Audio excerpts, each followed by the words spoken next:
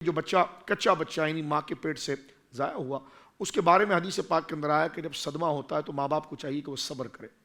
وہ بچہ جنت کے 8 دروازوں سے اپنی ناف کو گھسیٹتا ہوا اللہ کے پاس آئے گا اور اللہ رب العالمین جل وعلا سے مخاصمت کرے گا۔ وہاں مخاصمت کا معنی ادباً ہم یہ کریں گے آہوزاری کرے گا۔ رب فرمائے گا کہ یہ کچا بچہ کیوں ہم سے الجھ رہا ہے؟ فرشتے کہیں گے مولا اس کے ماں باپ جہنم کی طرف ہے اور یہ کہہ رہا ہے کہ میں ان کی شفاعت چاہتا ہوں۔ رب فرمائے گا کہ یہ مومن کا نطفہ ہے، کہاں؟ فرما جاؤ اس کی شفاعت کو قبول کر لو۔ یہاں سے ایک تو وہ صبر کی وجہ سے اس کچے بچے کی، اور اس بچہ جو اس کی، اب میں نابالغ بچے کی طرف بھی آتا ہوں، لیکن وہ بچہ جو ماں کے صدف سے پیدا ہونے سے پہلے گر گیا، یہ تو اس کی بات ہے۔ اب یہاں پر دیکھیں وہ بچہ اپنی ذات اپنے سورس سے رب سے بات کرے گا، اس کو کہتے ہیں شفاعت بالوجاہت۔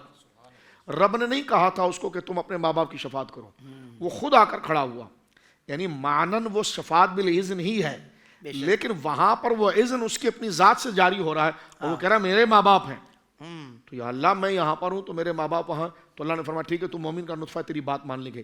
تو مومن کا نطفہ ہونے کی وجہ سے اس کی وجاہت قبول ہے، تو جو حضور کی وجہ سے مومن ہوتا ہے تو سرکار دو عالم صلی اللہ علیہ وسلم رب سے کہیں کہ یہ میرا امتی ہے، تو مجھے بتاؤ اس شفاعت بالوجاہت کو شرک کیسے کہا جا سکتا ہے اور اس کو منع کیسے کیا؟ ایک بات اعلیٰ حضرت نے یہاں پر ایک بڑی پیاری بات لکھی ہے حافظ صاحب، جس طرح کہ علامہ صاحب قبلہ نے ابھی بڑی پیاری بات اشارہ فرمائی، اور اللہ رب العالمین اس آزمائش سے محفوظ فرمائے۔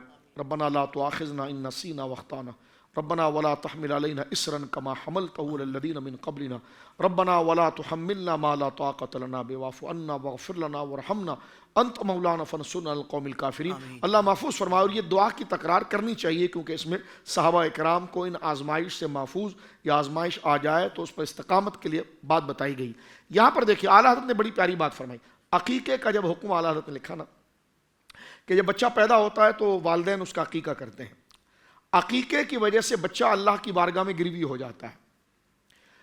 فرمایا کہ وہ بچہ جو نابالغیت میں انتقال کر گیا، ابھی جس طرح کہا گیا کہ نابالغ تھا اور انتقال کر گیا تو وہ ماں باپ کی شفاعت کرے گا، لیکن وہ نابالغ بچہ کرے گا جس کا عقیقہ ہوا ہو،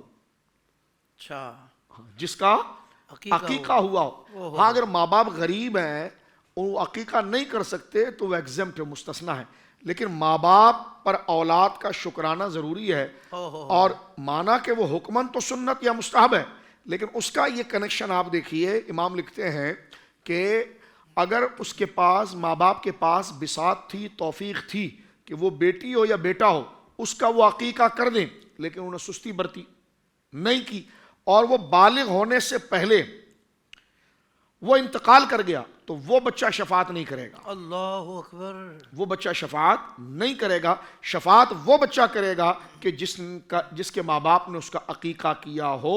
ہاں الا یہ کہ ماں باپ اگر غریب ہیں اور وہ عقیقہ نہیں کر سکتے تو وہ اس سے مستثنیٰ ہے۔ بالکل صحیح۔